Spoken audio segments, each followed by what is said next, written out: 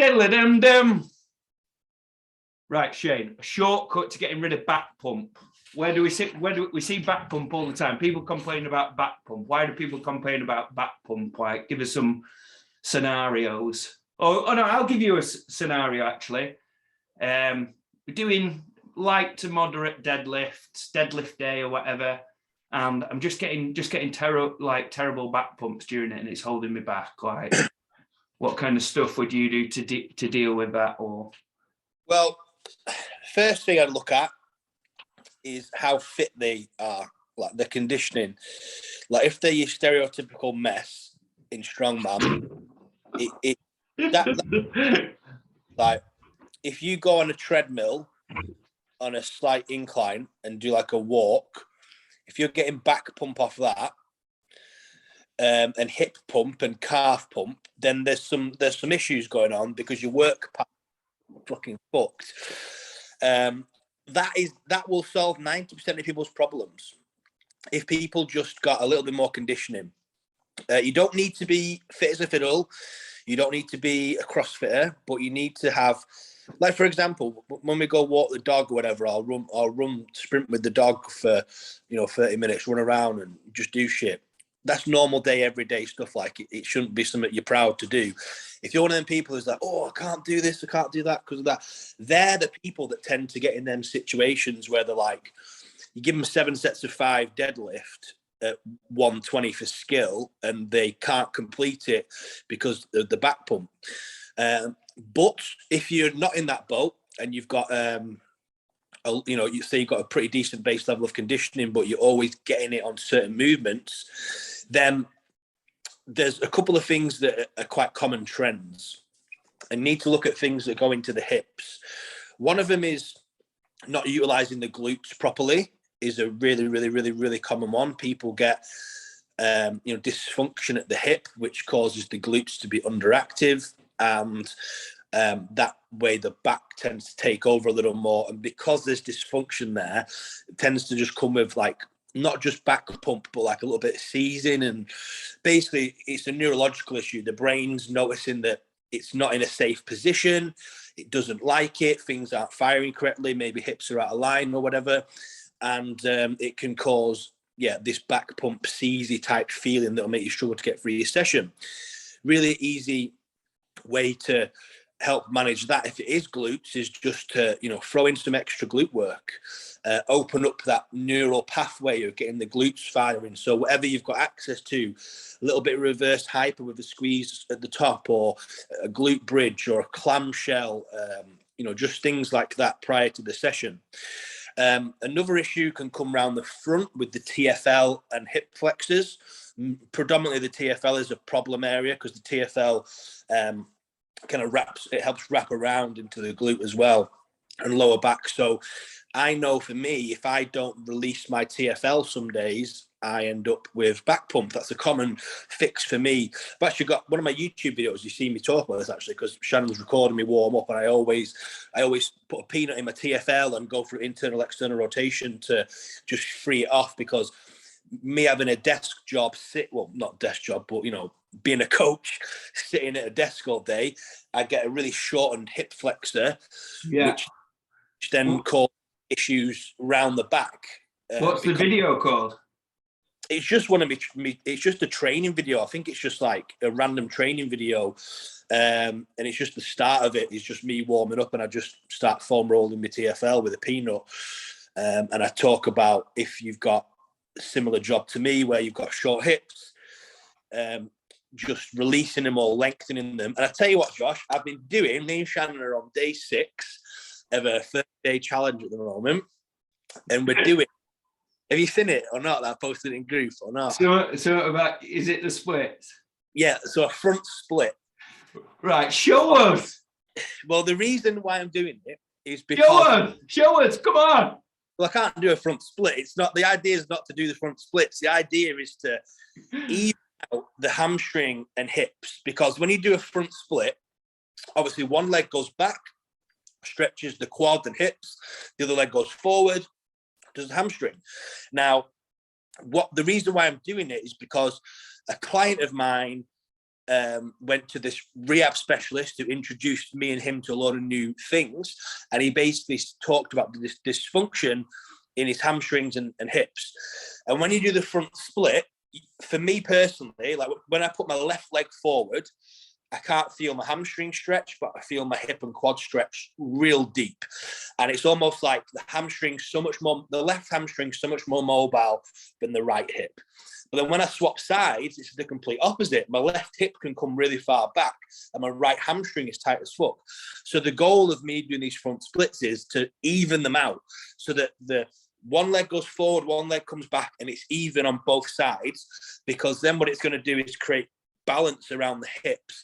And I tell you what, Josh, just after 3 days of doing that, I feel like I'm walking around in strict log press position, because like honestly, I feel so open. I'm just walking around everywhere like I'm about an inch tall. Looking at the sky and you walk around. I'm everywhere.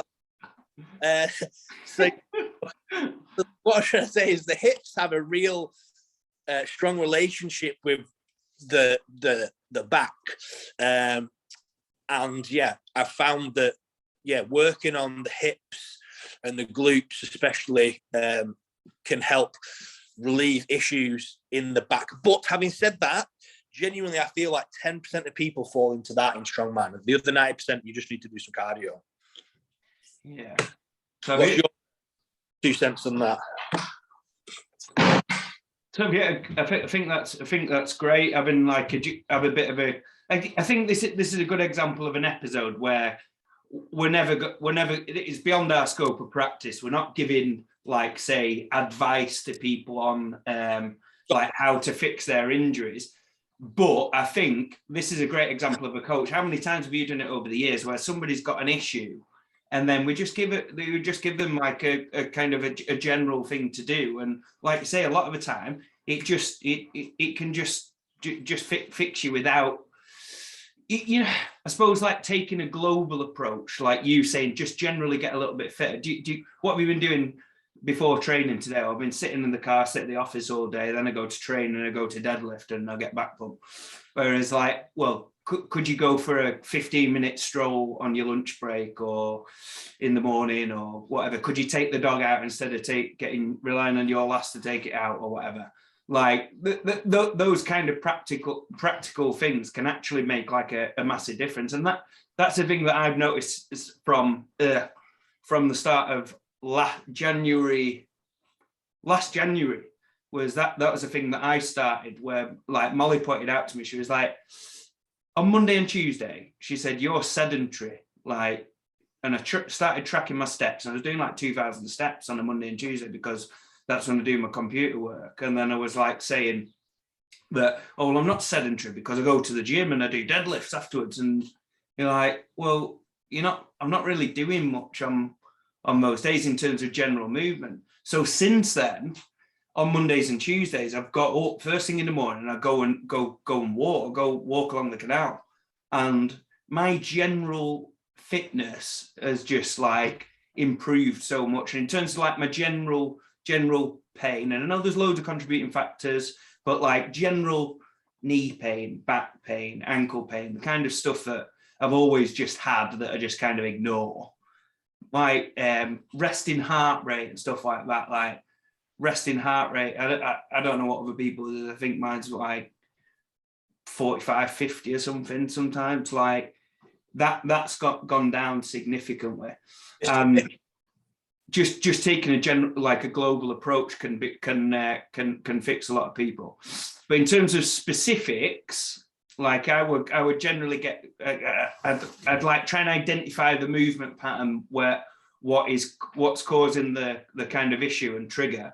So say for instance, if you're noticing it when you're kind of getting in a deadlift setup position, and you notice it when you bend forward, but when you bend back, you're not getting pain and discomfort, then this may suggest that it's like a kind of flexion kind of intolerance.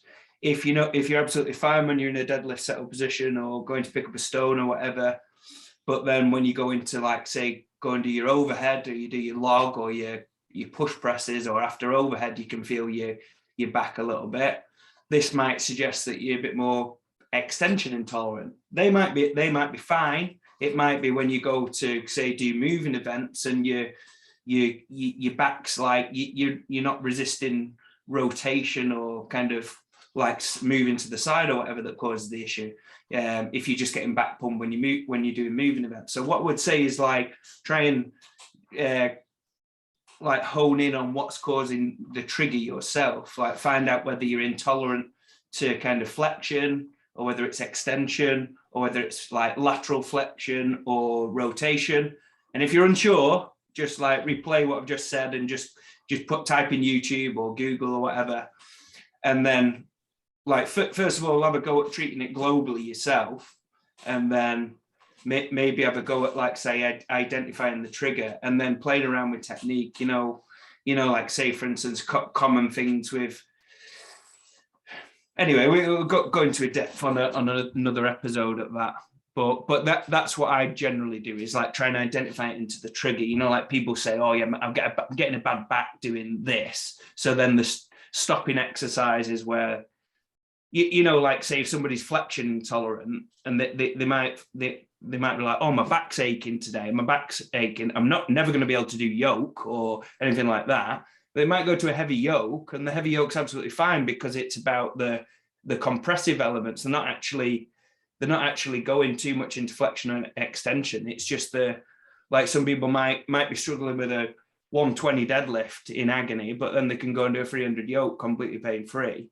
So I suppose like try and identify yourself by digging a little bit deeper what's causing the trigger. And anyway, we'll leave it at that on that one. Go on. Well, what I should have said at the start as well is before you glutes and all that stuff, or even walk, anything really, you should look at your brace position, shouldn't you? Because if you're going into like pelvic tilt when you like if it's deadlift, a lot of people go into pelvic tilt when they set up.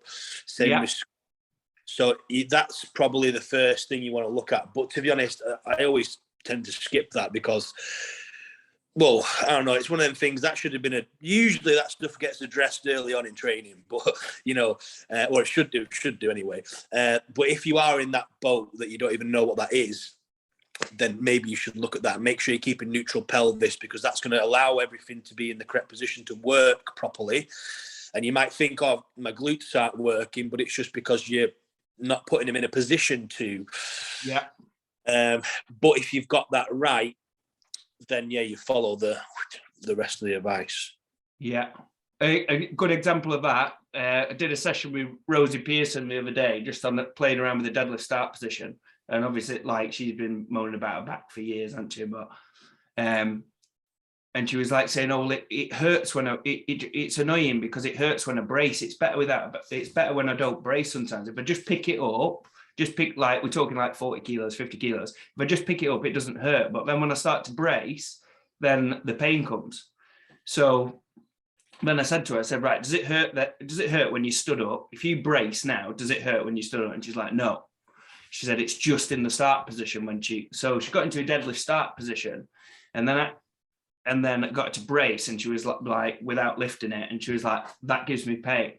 And you could see that what she's doing is going into the kind of the PT school kind of chest up, bum back position. So when she's showing that if she's bracing stood up, where her joints are stacked, neutral-ish or whatever, she's absolutely fine. But when she goes into this kind of the start of a deadlift position or the start of a clean position, and she's really trying to get this kind of chest up, going into the, like, literally like that, and then I got her to kind of just flatten out and go neutral, and she felt she was like rounding like cat back, and then got her to brace, and then it just took her pain away. But it's like the dick to belly button. That's the cue for them people. Yeah. Great. But like people, when you tell them that, they feel like they're rounded, don't they? Because they're so used to not being neutral. But yeah, like I say, that will present so many issues if you're doing that, which will cause pain and dysfunction. So Yeah. And that's why that's a great example of somebody. That's why she's getting pain the same. It doesn't matter if it's 40 kilos or 140. It's still just hurting. And like every time she's deadlifting, or every time she's been deadlifting recently, like just banging her head against the wall, because she's just going to inflame every time, because it's that position that she's just pushing through.